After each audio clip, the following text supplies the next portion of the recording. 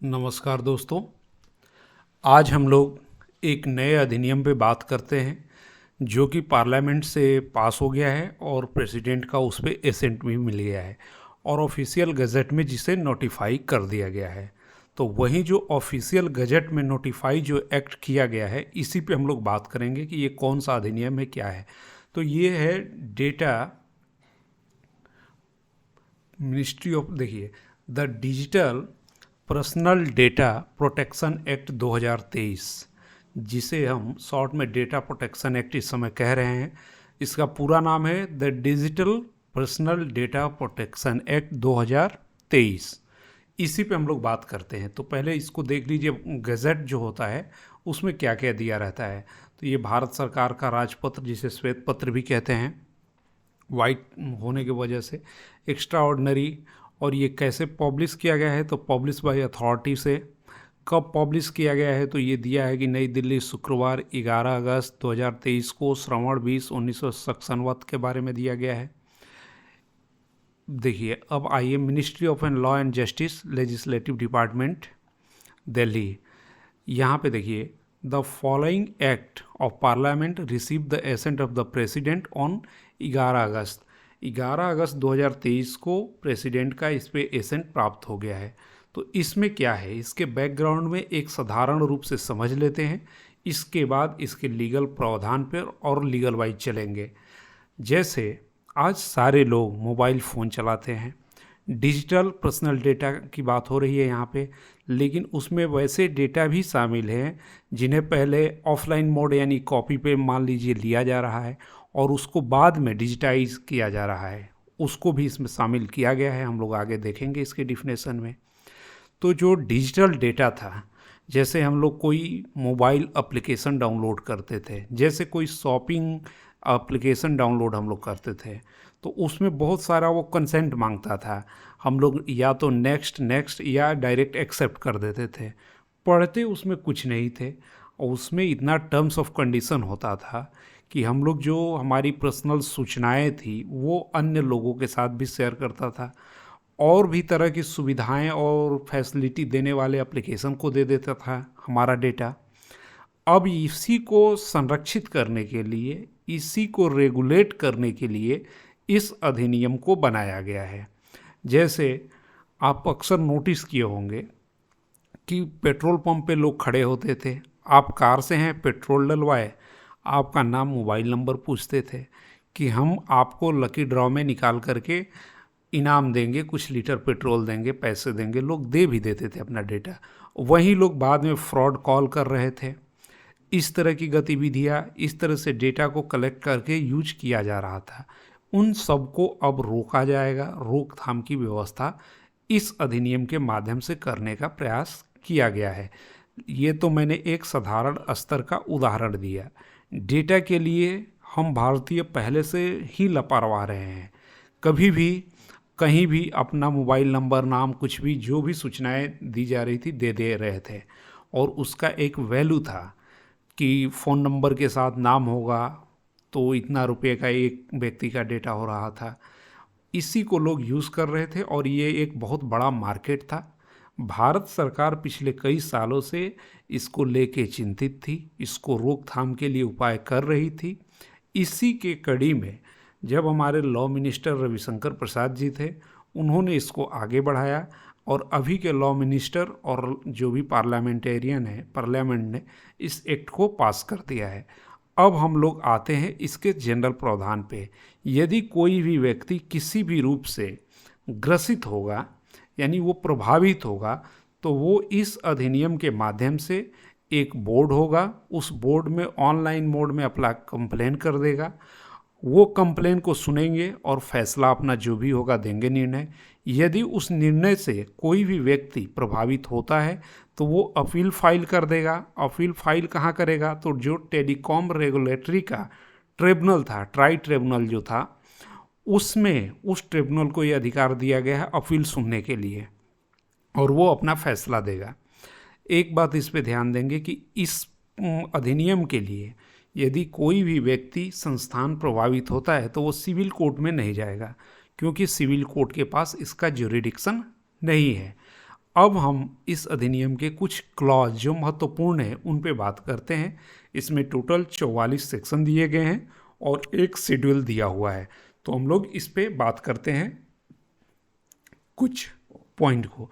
तो देखिए ये प्रेम्बल है एक्ट का। An act to provide for the processing of digital personal data. एक चीज़ ध्यान दीजिएगा, इसको डाटा पढ़िए, ये जो नाम है, या डेटा पढ़िए, दोनों एक ही है, दोनों पढ़ा जा सकता है।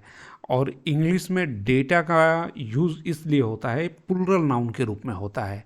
यदि सिंगुलर की बात करेंगे तो डेटम हो जाएगा।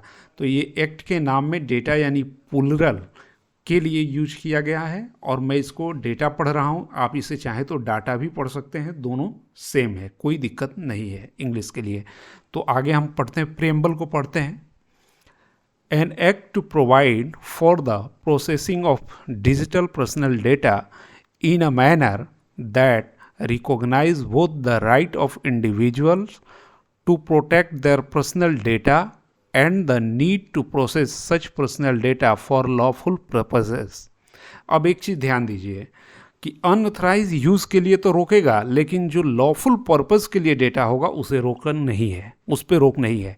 तो दो चीज़ों को चलिए मान करके, सरकार जैसे लॉफुल पर्पस के लिए डेटा लेगी, सब्सिडी देगी, जनसंख्या गणना करेगी, ड्राइवरी लाइसेंस के लिए ये लेगी, कोई सरकार की एजेंसी ऑनलाइन फॉर्म भरवाएगी नौकरी देने के लिए, बेरोजगारों का डेटा लिया जाएगा भत्ता देने के लिए, तो वहाँ पे रोक नहीं होगा। तो इसीलिए इसमें दोनों है, ऑथराइज और अनऑथराइज, लॉफुल पर्पसेस और अनलॉफुल पर्पसेस। तो ये इसके प्रियम्बल से हम लोग समझ गए। इसमें देखिए इनेक्टेड बाई 74 74वें साल में इसे बनाया गया है। इसका चैप्टर 1 प्रिलिमिनरी के बारे में बात करता है। जो सेक्शन 1 है इसका, इसमें दिस एक्ट में be called the digital personal data protection act, इसका नाम है, शॉर्ट टाइटल। जब हम लोग पढ़ेंगे इंटरप्रिटेशन ऑफ स्टैट्यूट्स पढ़ते हैं तो उसमें इन सबों का यूज़ होता है। अब देखिए एक है कि सेकंड क्लॉज की बात हम करते हैं, it shall come into force on such date as the central government may by notification in the official gazette. देखिए पार्लियामेंट ने एक्ट को बना दिया और इसको सेंट्रल केंद्र सरकार को दे दिया कि जब भी अप्रोप्रिएट समय आए तो आप इसका रूल बना करके और इसको नोटिफाई कर दीजिए। ये मेन एक्ट होता है जो पार्लियामेंट से पास होता है और इसके अप्लीकेबिलिटी की पावर, जिसे delegation of delegated legislation administrative law में कहते हैं, वो पावर एग्जीक्यूटिव को दे दिया गया, सेंट्रल गवर्नमेंट को दे दिया गया कि वो आप बताओ कि किस डेट पे इसको इम्प्लीमेंट कराया जाए। और लास्ट में इस एक्ट का एक पावर दिया जाता है, संभवतः सेक्शन 44 में है, कि आप इससे संबंधित रूल बनाएं। तो रूल भी लॉ ही होता है लेकिन उसको एग्जीक्यूटिव बनाता है। पार्लियामेंट के पास इतना समय नहीं है, समय का अभाव रहता है कि वो रूल, और ये डिजिटल मैटर है, इस पे स्पेशलाइजेशन चाहिए। साधारणतया जो लॉयर हैं जिनका डिजिटल बैकग्राउंड उतना नहीं है उनके लिए भी ये दिक्कत होगा। तो जो डिजिटल एक्सपर्ट हैं, साइबर के एक्सपर्ट हैं, उन लोगों की सहायता से इसका रूल बनाया जाता है। तो आप ये समझ गए कि ये सेंट्रल गवर्नमेंट को पावर दे दिया गया है कि वो नोटिफाई करे। तो कब से नोटिफाई हो रहा है, इसका जो इन दिस एक डिफिनेशन क्लॉज सेक्शन 2 में दिया हुआ है। तो देखिए एपीलेंट ट्रिब्यूनल, जो अपील होगा, अपील कब होगा, एक बोर्ड होगा सुनने के लिए, जैसे सिविल कोर्ट होता है। बोर्ड के फैसले से अगर कोई व्यक्ति आहत होता है तो वो अपीलेंट ट्रिब्यूनल में जाएगा। तो अपीलेंट कौन सा अपीलेंट ट्रिब्यूनल, तो ये बताया गया कि सेक्शन 14 में जो telecom regulatory authority of India 1997 में दिया गया है, जिसे ट्राई कहते हैं, जो डिजिटल एक स्पेक्ट्रम को डील करता है जो अधिनियम, उसमें भी एक अपीलेंट ट्रिब्यूनल है। उसी ट्रिब्यूनल को अधिकार होगा अपील सुनने का। इसमें ऑटोमेटेड का वही मीनिंग है जो इसे हम लोग पढ़ते हैं ऑटोमेटिकली, उसी को इस सेंस में बताया गया है। बोर्ड, देखिए जो बोर्ड सुनवाई करेगा means the data protection board of India, data protection board होगा। कोई भी प्रिंसिपल डेटा यानी कोई भी इंडिविजुअल प्रभावित होगा तो वो डेटा प्रोटेक्शन बोर्ड के पास कंप्लेंट पहले करेगा। Establish by the central government, तब ये भी डेलीगेट पावर दे दिया गया है कि सेंट्रल गवर्नमेंट इसको डेलीगेट करे। और ऐसे बोर्ड सुनवाई जल्दी करते हैं, फास्ट सुनवाई होता है, और इसमें एक्सपर्ट समय समय पे सेंट्रल गवर्नमेंट नियुक्त करती है। यदि ये सिविल कोर्ट को दे दिया जाता तो आप देख ही रहे हैं कि हमारे देश में सिविल कोर्ट का क्या हाल है, कितने दिनों में सुनवाई हो रहा है कि एक यदि 19 साल का व्यक्ति सिविल कोर्ट में जाता तो पता चलता कि वो 60 साल का हो गया, फिर भी फैसला सिविल कोर्ट से आया नहीं। इसीलिए बोर्ड को दे दिया गया और लिमिटेड टाइम में बोर्ड को डिसाइड करना है। ये देखिए डिफिनेशन क्लॉज में जो डी है वो सर्टेन लेजिटमेट यूज़, ये ज़्यादा महत्वपूर्ण नहीं। चेयरमैन, जो बोर्ड का चेयरमैन होगा उसके बारे में बताया गया है। चाइल्ड देखिए, चाइल्ड का यहाँ पे मतलब 18 वर्ष से नीचे के बच्चे की बात की जा रही है, जो इंडियन मेजॉरिटी एक्ट 1875 में डिफाइन है, 18 ईयर्स। कंसेंट मैनेजर वैसे लोग होंगे जिनको डेटा दिया जाएगा, वहाँ पे एक मैनेजर होगा, उसके बारे में बात किया जा रहा है। डेटा को 2H में डिफाइन किया गया है कि डेटा क्या होगा, तो ये डेटा के बारे में सब बताया गया है। डेटा फिड्यूशियरी, वो व्यक्ति या उनको जिनको डेटा दिया जा रहा है। प्रिंसिपल डेटा, यानी जो जिसके यहाँ से डेटा ओरिजिन हो रहा है, जैसे हम आप हो गए डेटा ओरिजिनेटर, इन्हें डेटा प्रिंसिपल कहा जाएगा। Child include the parent, lawful guardian, ये सब आप देख रहे होंगे, इसके डिफिनेशन में है। फिर 2K में दिया है डेटा प्रोसेसर, जो डेटा को प्रोसेस कर रहे हैं, वो ऑटोमेटिकली कर रहे हैं या जिस भी मोड में कर रहे हैं। अभी इसका इम्पेक्ट और इंटरप्रिटेशन और यूज़ आगे बहुत ज़्यादा होने वाला है। इस अधिनियम का भविष्य बहुत बड़ा दिख रहा है, क्योंकि एक तरफ आर्टिफिशियल इंटेलिजेंस डेवलपमेंट के स्टेज से आगे बढ़ रहा है, बहुत तेज़ी से बढ़ रहा है। वो सारा डेटा प्रोसेस करेगा और उसी को नियंत्रित करने का ये अधिनियम है। तो इस पे और इसका इम्प्लीमेंटेशन और इसमें संशोधन भी बहुत होने वाला है। डेटा प्रोटेक्शन ऑफिसर 2L में डिफाइन है। 2M में डिजिटल ऑफिस डिफाइन है। देखिए डिजिटल ऑफिस क्या होगा, कहीं ऑफिस वर्चुअल ऑफिस की बात नहीं की जा रही है, डिजिटल ऑफिस। इस डिफिनेशन को मैं पढ़ रहा हूँ और आप समझने का प्रयास कीजिए। Means an office that adopt an online mechanism wherein the proceedings from receipt of information or complaint, देखिए यहाँ पे रिसिप्ट ऑफ इंफॉर्मेशन होगा, इंटीमेशन, इस पर इंटीमेशन दिया है, मैं इंफॉर्मेशन पढ़ा, या कंप्लेंट या रेफरेंस भी, डायरेक्शन सेंट्रल गवर्नमेंट या जो भी कैपेबल अथॉरिटी है उनका, या अपील, डिजिटल ऑफिस ये सब करेगा। As the case may be to the disposal thereof are conducted in online और डिजिटल मोड।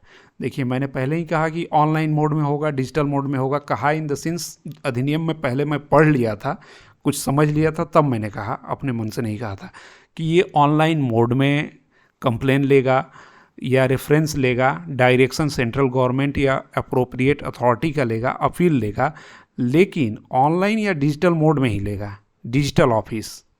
तो इस बात का आप ध्यान रखेंगे।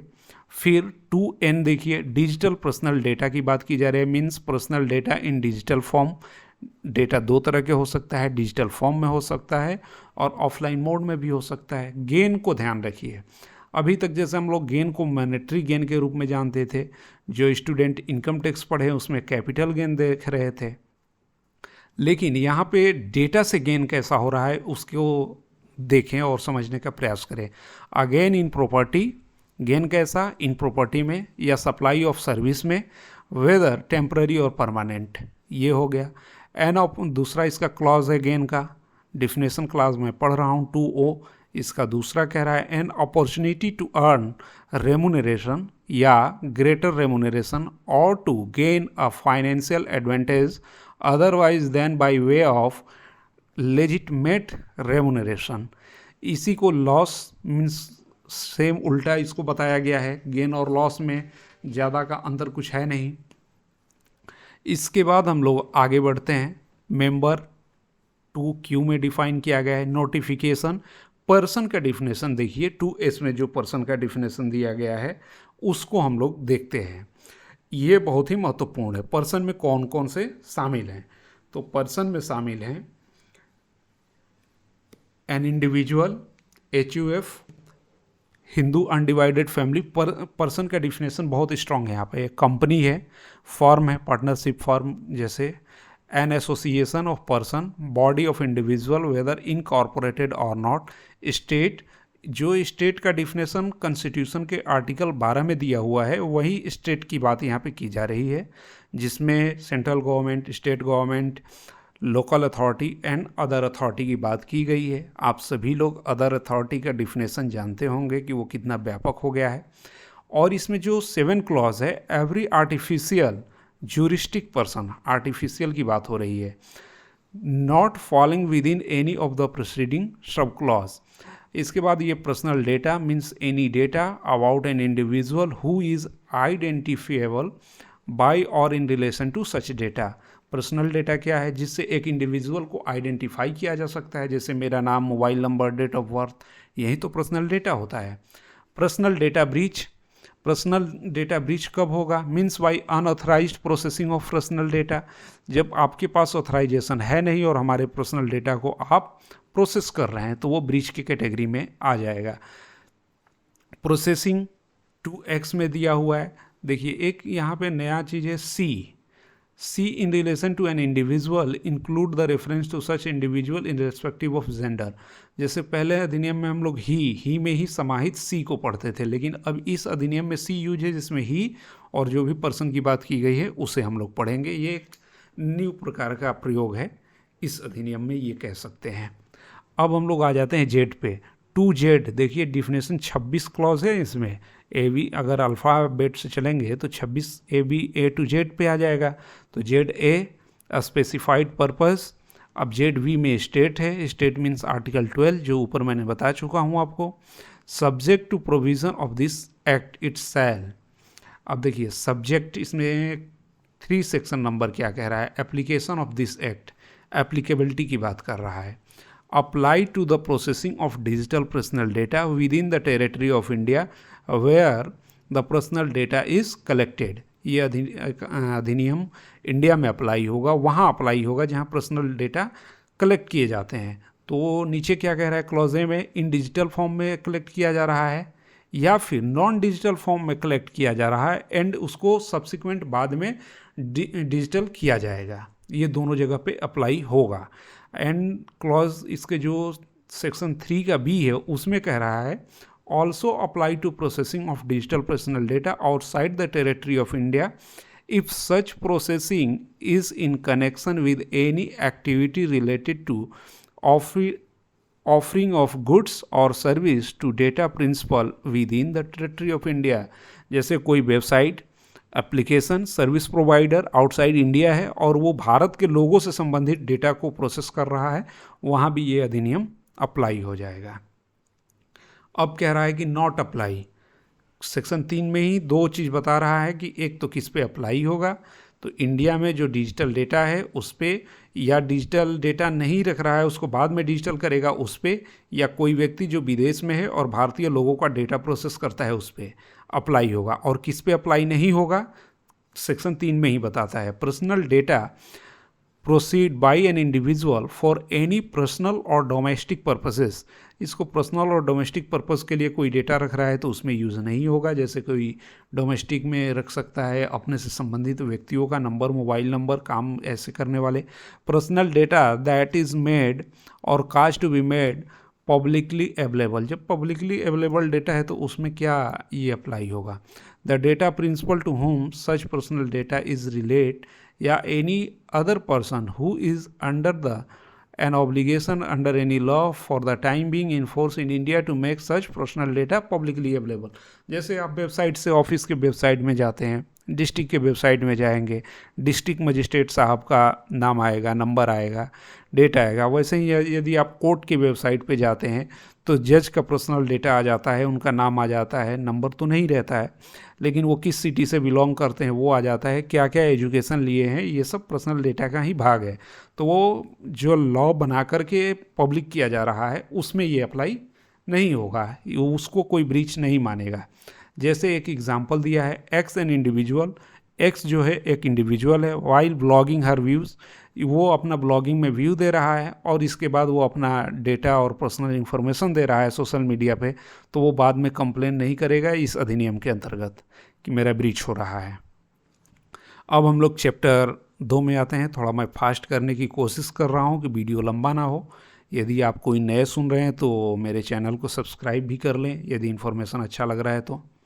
चैप्टर 2 में देखते हैं obligation of data fiduciary. Data fiduciary में वही लोग हैं जिनको ऑब्लिगेशन है डेटा संग्रह कर रहे हैं जो।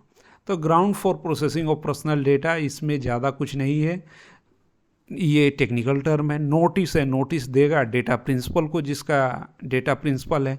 जैसे नोटिस अभी कि इस अधिनियम के लागू होने से पूर्व जो भी जहाँ भी आप अपना पर्सनल डेटा दिए हैं जिस वेबसाइट पे, मोबाइल एप्लीकेशन पे, वो सारे लोगों को आपसे कंसेंट लेना होगा और कंसेंट लेने के बाद ही वो बताएंगे आपको कि क्या क्या पर्पसेस के लिए ले रहे हैं। जैसे एग्जांपल के थ्रू चलते हैं।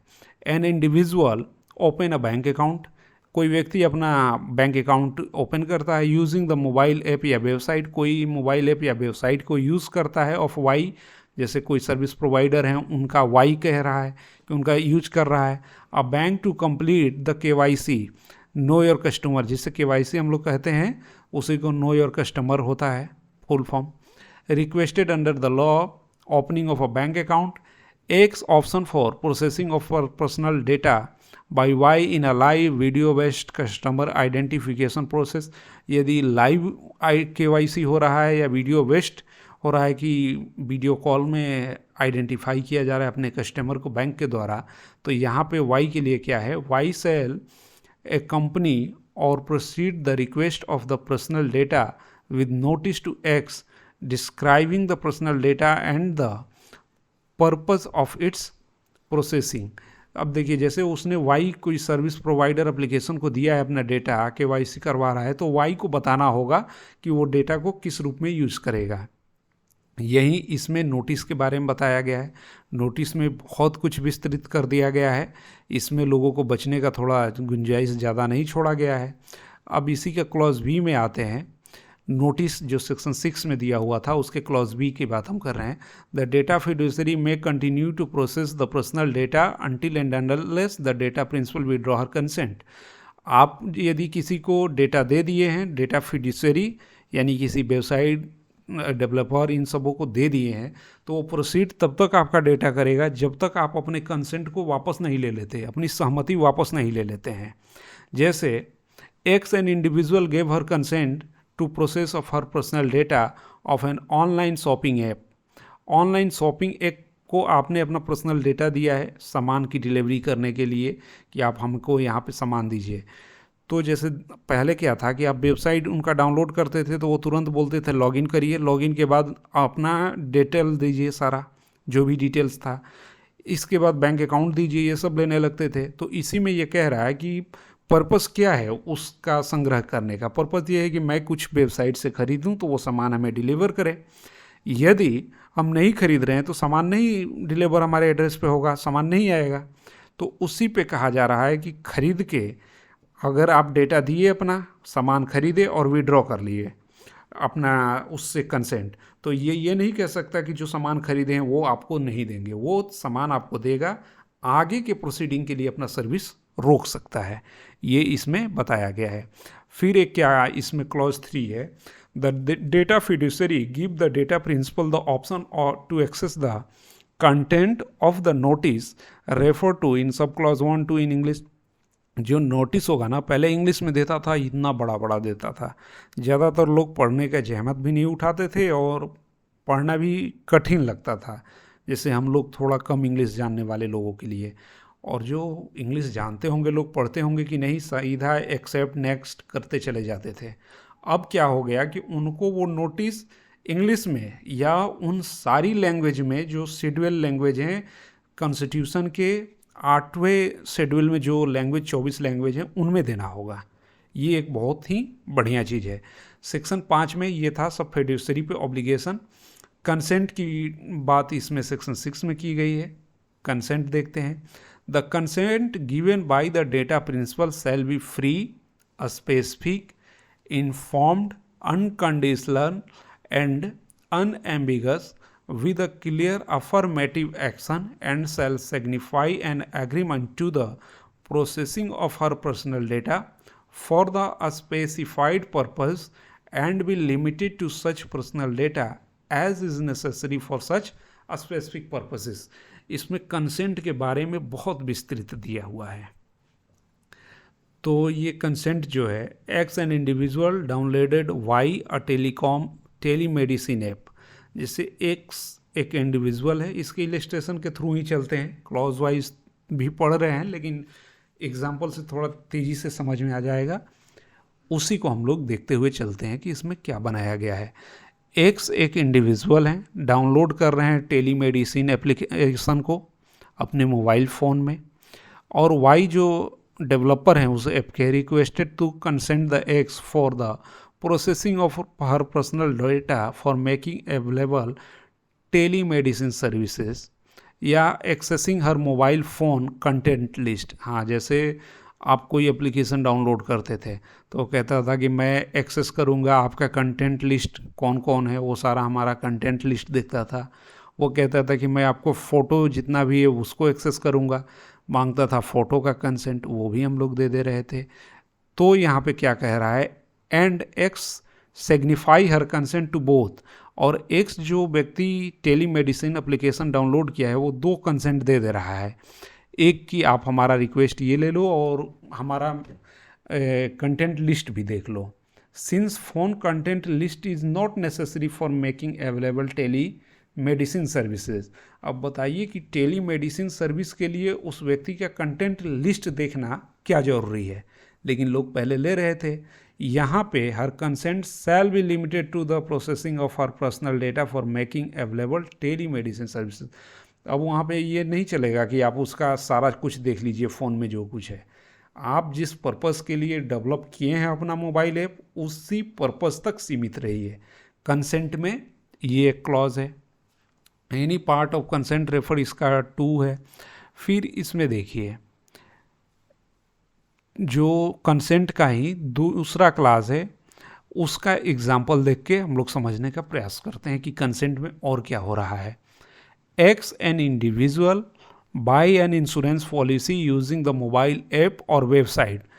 एक व्यक्ति मोबाइल फ़ोन यूज़ करके मोबाइल एप्लीकेशन से या वेबसाइट से इंश्योरेंस पॉलिसी खरीदता है।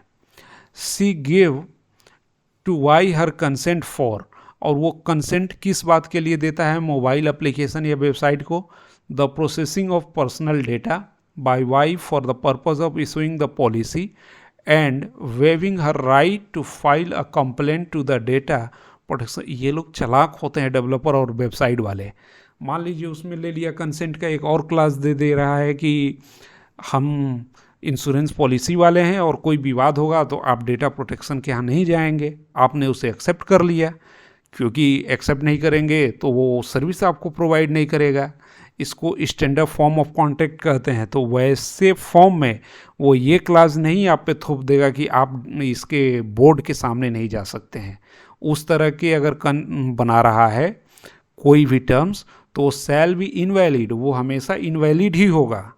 कोई भी विवाद के लिए व्यक्तियों के पास राइट होगा कि वो जा सके बोर्ड के पास। उस विवाद राइट को ये लोग छीन नहीं सकते हैं कोई वैसा टर्म्स और क्लास बना के कंसेंट के नाम पे। ये पहले ही क्लियर कर दिया गया इस अधिनियम में। तो इस तरह से सुरक्षा दिया हुआ है। फिर एक इंडिविजुअल, एक और उदाहरण से समझते हैं कंसेंट के क्लॉज में जो सेक्शन 6 में दिया हुआ है। X an individual is the user of an online shopping app or website operated by Y services X consented the processing of personal data by Y for purpose of fulfilling the her supply. इसका उदाहरण मैं ऊपर दे दिया हूँ कि वो service stop नहीं करेगा यदि आप कंसेंट से पहले ही मैं इस उदाहरण को बता दिया हूँ। ये इस तरह से एग्जाम्पल और इन सबों के साथ बहुत ही अच्छा से ये अधिनियम बनाया गया है। और सेक्शन 7 जो इस अधिनियम का है वो बात करता है सर्टेन लेजिटमेट यूज़। यूज़ क्या होगा, जैसे data fiduciary may process personal data, data principal of any of following uses namely. तो जो मैंने बताया कि किन किन पर्पसेस के लिए यूज़ किया जा सकता है, तो उसमें तो दो था, एक तो अनऑथराइज नहीं किया जाएगा, दूसरा ऑथराइज यूज किया जाएगा। तो सेक्शन 7 का क्लॉज ए बात करता है कि for the purpose of data principal has voluntary provided her personal data, जहाँ वो स्वेच्छा से अपना डेटा देते हैं। इसी तरह से for state any of the instrument, राज्य की परिभाषा दिया गया है। वहीं सेक्शन B7 क्लॉज बी में ये दिया हुआ है कि राज्य भी यूज़ कर सकता है डेटा। फिर सी में हम लोग देखते हैं कि सी में दिया है कि for the performance by state और एनी ऑफ इट्स, उसके जो भी सब ऑर्डिनेट या इंस्ट्रूमेंटलिटीज़ शब्द यूज़ किया है, बहुत स्पेसिफिक सब, स्टेट और उससे संबंधित विभाग, डिपार्टमेंट, जो भी आप यूज़ करिए, of any function under any law for the time being in force in India. कोई भी लॉ नया बनता है उसमें ये कहा जाता है कि ये डिपार्टमेंट ऐसा डेटा संग्रहित करेगा, यूज़ करेगा, वो भी कर सकता है। सेक्शन 7 का क्लॉज डी जो है वो बात करता है for fulfilling any obligation under any law, time being उसी को और आगे बढ़ा रहा है।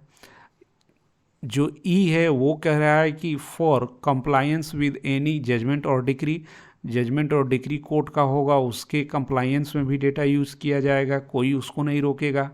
For responding to medical emergency involving, जहाँ पे मेडिकल इमरजेंसी होगी वहाँ पे भी व्यक्ति का यदि लाइफ और खतरे में है तो वहाँ पे पर्सनल डेटा की परवाह करना उचित तो है नहीं। उनका सब कुछ लेकर के, जैसे एक्सीडेंट में कोई गिर गया तो मोबाइल फ़ोन या जैसे भी उनका डेटा हो लेकर के देना, जो भी अन्य माध्यम हो उसका यूज किया जा सकता है। For taking measure to provide medical treatment और हेल्थ सर्विसेज, अब जैसे डॉक्टर पूछते हैं नाम, डिजीज़, आपके पेरेंट को कोई डिजीज़ था, प्रीवियस आप मेडिसिन ले रहे थे डिजीज, वहाँ पे ये सब एप्लीकेबल नहीं होगा। इसी तरह से 7H में कह रहा है कि for taking measures to ensure safety for provide essential service to individual during any disaster, अब डिजास्टर में उसको बचाया जाएगा इंडिविजुअल को या उसका डेटा प्रोटेक्शन किया जाएगा। तो डिजास्टर के केस में भी प्रोटेक्शन की ये अप्लाई नहीं होगा। डिजास्टर क्या होगा, कब डिजास्टर माना जाएगा, तो डिजास्टर मैनेजमेंट एक्ट 2005 में डिजास्टर की परिभाषा दी गई है, यदि वही लागू होगा तो डिजास्टर मानेंगे। For the purpose of employment और अदर रिलेटेड टू सेफगार्डिंग, अब एम्प्लॉयमेंट में भी मैं बता दिया कि नौकरी में जो एम्प्लॉयर है वो ले रहा है हमारा डिजिटल डेटा, या फिर कोई अन्य सरकारी गवर्नमेंट संस्थान ले रहा है, तो वहाँ पे ये अधिनियम अप्लाई नहीं होगा कि डेटा मेरा प्रोटेक्ट किया जाए या डेटा मैं नहीं दूंगा। सेक्शन 8 इसका कहता है general obligation of data fiduciary, जो लोग डेटा लेंगे उनका क्या ऑब्लिगेशन होगा वो सेक्शन 8 में बताया गया है। तो ये विस्तृत है और टेक्निकल है। अब हम लोग इसी का सेक्शन 9 देखते हैं, processing of personal data of children, इंसान व्यक्ति, इन सबों का डेटा का प्रोसेस कौन कंसेंट देगा, इस सब के बारे में सेक्शन 9 में बताया गया है।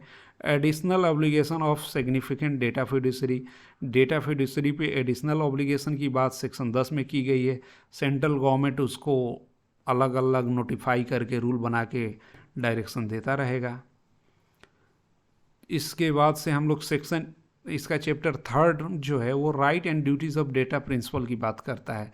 जैसे डेटा प्रिंसिपल जो जहाँ से डेटा ओरिजिन हो रहा है उन लोगों की राइट क्या होगी, तो हम लोगों की right to access information about personal data, हम लोग को ये अधिकार होगा कि अपने इंफॉर्मेशन पर्सनल डेटा को एक्सेस करने का, जिन्हें दे दिए हैं हम लोग जानने का, उसके बारे में विस्तृत सेक्शन 11 में दिया गया है। फिर अगला अधिकार क्या होगा, right to correction and erase of personal data, उन डेटा में संशोधन करने का अधिकार होगा, उसे मिटाने का अधिकार होगा जो व्यक्ति डेटा दे रहा है। जैसे ऑनलाइन कोई डेटा हम लोग दे दिए, बैंक डिटेल्स दे दिए, डिलीट करने का ऑप्शन ही नहीं दे रहा है, पेमेंट मोड में ढूंढ रहे हैं बार बार उसके वेबसाइट पे जाके, तो ऐसा नहीं होगा, उसको हटाने का ऑप्शन, एडिट का ऑप्शन क्लियर और स्पष्ट देना होगा उसे। सेक्शन 13 में कह रहा है कि राइट ऑफ ग्रीवांस रिड्रेसल, जो हमारा ये अधिकार होगा अपने ग्रीवांस को रिड्रेसल करने का, 13 में बताया गया है।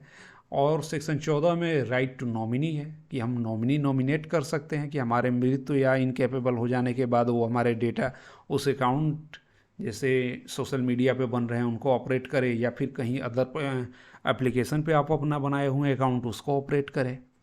अब ड्यूटीज़ भी हम लोगों के ऊपर है। ये पहली बार हो रहा है कि राइट के साथ साथ ड्यूटी भी दिया गया है, और ड्यूटी भी बहुत बड़ा है कि आप समझिए और केयर भी करिए। सेक्शन 15 में ड्यूटी दिया गया है। अब हम लोग आते हैं चैप्टर 4 पे। स्पेशल प्रोविज़न है इसमें। सेक्शन 16 इसमें कह रहा है कि processing of personal data outside India, इसका एक्सेप्शन सेक्शन 17 में दिया हुआ है। सेक्शन 18 किस चीज़ के बारे में बात कर रहा है, तो सेक्शन इस्टेब्लिशमेंट ऑफ बोर्ड, जो बोर्ड इस्टेब्लिश होगा, जो सुनवाई करेगा, एक प्रकार से वर्चुअल कोर्ट होगा, उस बोर्ड के इस्टेब्लिश की बात 18 में की गई है। सेक्शन 19 में composition and qualification for appointment of chairman and members, उस बोर्ड के जो चेयरमैन होंगे, उनके मेंबर होंगे, उनके क्वालिफिकेशन, अपॉइंटमेंट प्रोसेस 19 में दिया हुआ है। सेक्शन 20 में उन लोगों को क्या salary allowance, terms of office होगा, वो दिया हुआ है। इस अधिनियम के सेक्शन 21 में डिस्क्वालिफिकेशन मेंबर्स की दिया गया है, चेयरमैन की दिया गया है। सेक्शन 22 में वो लोग अपना इस्तीफा रेजिग्नेशन दे सकते हैं, सेक्शन 22 के अंतर्गत।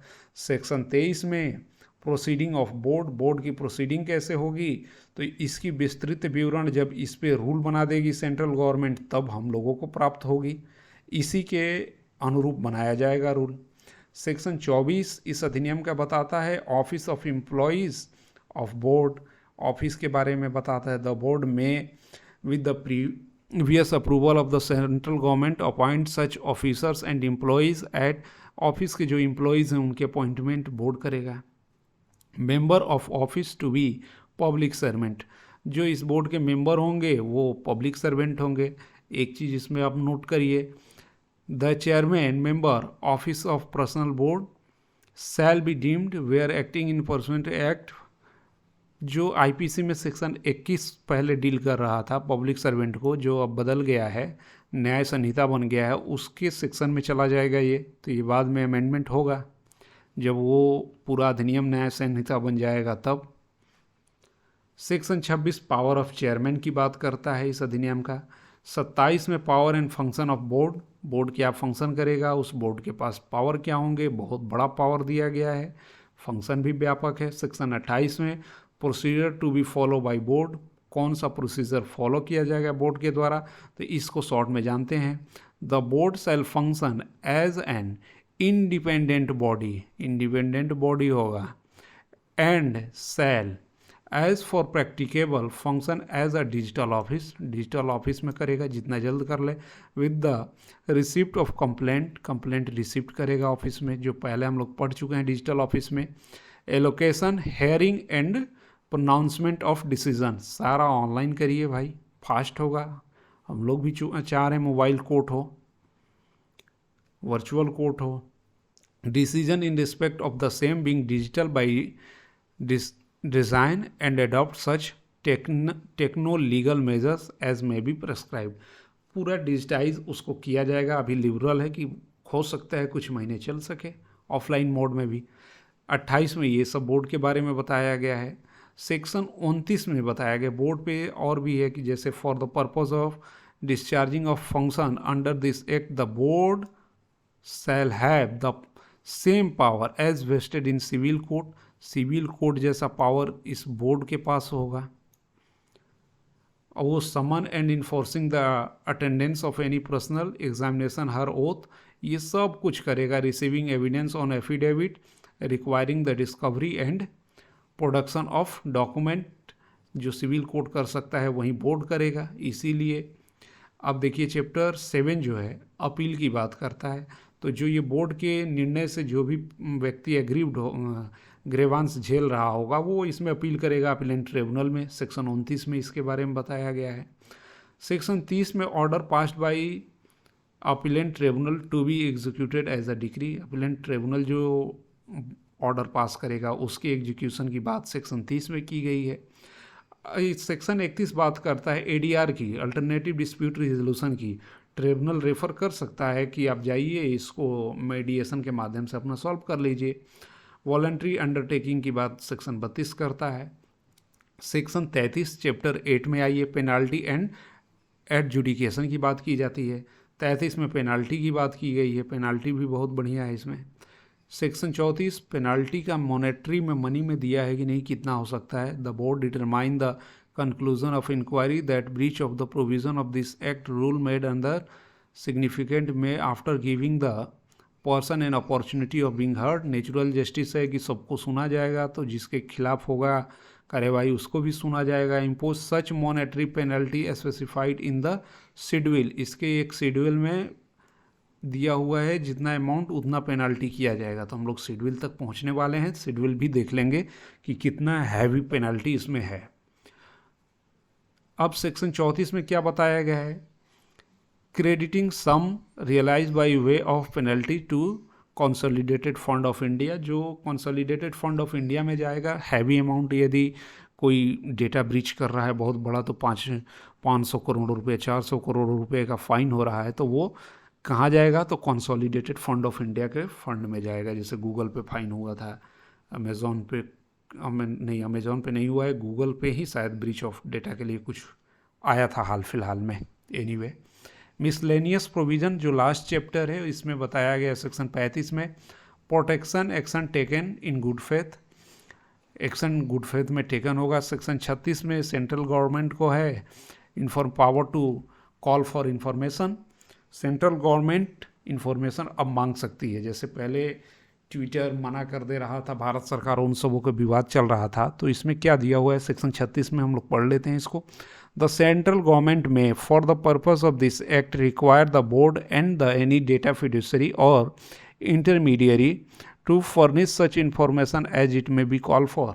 हाँ, तो उन लोगों को अब इसमें देना भी होगा। अब नहीं देने पे क्या ब्रीच होता है, क्या लाइबिलिटी उनकी होगी, पहले ऐसा कोई कानून नहीं था, वो बाउंड भी नहीं थे। डेटा फिड्यूसरी जो रख रहे थे डेटा, या इंटरमीडियरी थे जैसे वेबसाइट वाले हो गए। Section 37 power of central government to issue direction, समय समय पर सेंट्रल गवर्नमेंट को पावर दे दिया गया है कि डायरेक्शन बनाते रहिए, नोटिफिकेशन इशू करते रहिए। अब हम लोग आते हैं सेक्शन 38 पे, कंसिस्टेंसी विद अदर लॉज। अगर किसी अन्य लॉ से, जैसे अभी तो हमारे यहाँ इंफॉर्मेशन टेक्नोलॉजी एक्ट 2000 है, उससे अगर कोई इनकन्सिस्टेंसी हो रही है या कोई भी लॉ से हो रहा है, तो provision of this act shall B additional, यह अतिरिक्त है, न कि उससे लड़ाई करने के लिए है इस अधिनियम का प्रावधान किसी अन्य अधिनियम के प्रावधान से। और यदि कहीं प्रिवेल कर रहा है तो ये एक्ट का जो प्रोविज़न है वो प्रिवेल करेगा उस एक्सटेंट तक। ये बात सेक्शन 38 क्लॉज 2 में लिखा हुआ है। बार ऑफ जुरिडिक्शन, सेक्शन 39 जो है वो सिविल कोर्ट का जुरिडिक्शन को बार करता है इस अधिनियम में। सेक्शन 40 जो है पावर ऑफ सेंट्रल गवर्नमेंट को रूल बनाने का पावर देता है। तो हम लोग जब रूल बन के नोटिफाई होगा तो उसके बारे में भी जानेंगे कि कैसे रूल के अकॉर्डिंग कैसे हम अपील कर सकते हैं। इसके बाद इस पे बहुत ज़्यादा लेकिन एडवोकेट को इससे दूर रखा गया है। कोई भी इंडिविजुअल अपने ऑनलाइन कंप्लेन कर देगा तो एडवोकेट की ज़्यादा ज़रूरत पड़ेगी नहीं, हमें नहीं लग रहा है इस अधिनियम में। Section 41 laying of rule and certain notification power amendment schedule, section ये 42 जो है वो सेंट्रल गवर्नमेंट को ही नोटिफिकेशन के माध्यम से, यानी पार्लियामेंट को अमेंड नहीं करना पड़ेगा इस शेड्यूल के, जो शेड्यूल इससे अटैच है उसको देखेंगे हम लोग। Section 43 power to remove difficulties if any difficulty I given the provision of this act the central government. देखिए कोई भी डिफ़िकल्टी होगा तो सेंट्रल गवर्नमेंट ऑफिशियल गजट में नोटिफिकेशन से ही उसको दूर कर देगा, अमेंडमेंट के लिए पार्लियामेंट भी नहीं जाएगा ये अधिनियम। ये पावर थोड़ा ज़्यादा हो गया है, ये पावर अमेंडमेंट का पावर तो नहीं दिया जा सकता है। इस पर केस बहुत सारा है डेलीगेटेड लेजिस्लेशन में, लेकिन आगे देखते हैं कि इस पर चैलेंज कुछ हो रहा है या क्या केस बनता है जब ये इम्प्लीमेंटेशन शुरू होगा। तो अमेंडमेंट टू सर्टेन एक्ट्स, तो ये कहाँ कहाँ पे अमेंडमेंट हो रहा है इसके बारे में बता रहा है। तो 44 में अमेंडमेंट की बात किया गया है। मैंने 44 में बोला था रूल मेकिंग पावर होगा, लेकिन अमेंडमेंट इसमें है। Rule making power central government को इसमें पहले ही दे दिया गया है। 44 में ये एक्ट कहाँ कहाँ पे अमेंडमेंट कर रहा है, तो पहला the appellate tribunal under information technology act, उसमें कर रहा है। The appellate tribunal under airport economic regulatory authority of India, उसमें कर रहा है। The appellate tribunal under digital personal data protection act 2023। The information technology section shall be omitted, section information technology act का जो सेक्शन 43A है वो omit कर दिया गया है। Section 81 of the provision of word and figure the patent act 1970 the word and figure और the digital personal data act shall be inserted. ये अधिनियम पेटेंट एक्ट के सेक्शन 81 में भी संशोधन कर रहा है और ये section 87 clause 2 shall be omitted कर रहा है। Section 8 right to information act में भी in following shall be substituted, namely information which relate to personal information. Section 8 information technology act में भी संशोधन कर रहा है। ये 3 अधिनियम में मूलतः कर रहा है संशोधन, इंफॉर्मेशन टेक्नोलॉजी, पेटेंट एक्ट और एक information technology right to information में भी कर रहा है कि पर्सनल डेटा क्या होगा। स्लिप ऑफ टंग हो जाता है, मैं फ्रीक्वेंसी में बोलने का प्रयास कर रहा हूँ। देखिए जो शेड्यूल 1 इससे लगा हुआ है ये शेड्यूल है।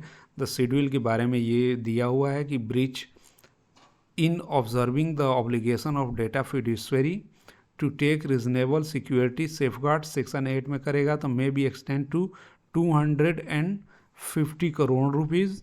सेक्शन 5 में अगर ब्रीच कर रहा है तो 250 करोड़।